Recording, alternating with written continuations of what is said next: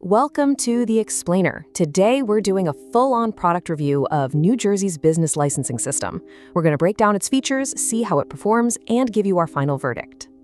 Okay, let's get the single most important spec on the table right away, because this is the one that trips everyone up. New Jersey does not have a general one-size-fits-all business license. So if you're looking for one, you can stop. It doesn't exist. This video contains affiliate links. I have a relationship with the brands in this video and earn a referral fee when you shop through the links in the description below. Before we dive into launching your business in the Garden State, let's talk about compliance. You absolutely cannot operate legally in New Jersey without the proper permits. Most people assume registering a business name is enough, and that's exactly why they get hit with massive local fines or forced to shut down. Your business needs the exact state, county, and municipal licenses for your specific industry. That's where Busy comes in.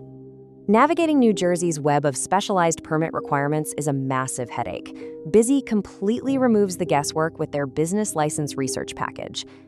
They do the heavy lifting by identifying every single license you need based on your location and industry. They hand you a customized package with the exact applications and filing instructions, saving you hours of deciphering government websites. This is not negotiable to keep your doors open safely. Use my link in the description to get your New Jersey licenses figured out through Busy today and unlock exclusive discounts and perks. So if it's not a single license, what exactly are we talking about? Well, the best way to think of it is as a mandatory compliance kit, and you're the one who has to build it. And this is the most crucial part. Every business has a different kit. You're going to be dealing with a mix of agencies, the state's Division of Revenue for your taxes, your local town clerk for permits, and maybe even a few professional licensing boards, all depending on your industry. Now, let's get into the feature set. These are the core, non-negotiable steps that every single business in New Jersey has to take to be compliant. Okay, so step one is forming your business entity with the state. Fees there start at $75. Next, you need a federal EIN. But the good news is, that's free from the IRS. Step 3 is the big one, mandatory tax registration with the state using Form NJ-Reg. Then comes the really tricky part, securing all your industry and local licenses. This is where costs vary a lot. A real estate broker renewal, for example, is $200. And finally, it's on you to maintain compliance, track renewals, and stay on top of any rule changes. It's a whole process where the final cost and the complexity really depend on you. So, how does this all work in the real world? Let's benchmark the system with a few very different use cases, because the requirements can change dramatically depending on what you do. For our first test case, we've got a home improvement contractor. For this kind of work, the state mandates a specific registration to operate legally. And yeah, it's not optional. That registration comes with a required $110 annual fee paid to the Division of Consumer Affairs. And you'll want to pay attention here. Failure to comply can lead to both civil and even criminal penalties. All right, let's try a different use case. What about a temporary vendor at, say, a craft show or a flea market? Does the system still apply? The answer from the state is a clear yes.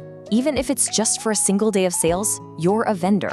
That means you have to register for a seller's permit at least 15 days in advance. That's a critical detail that could easily catch a new entrepreneur off guard. And now for our final performance test, a highly regulated profession.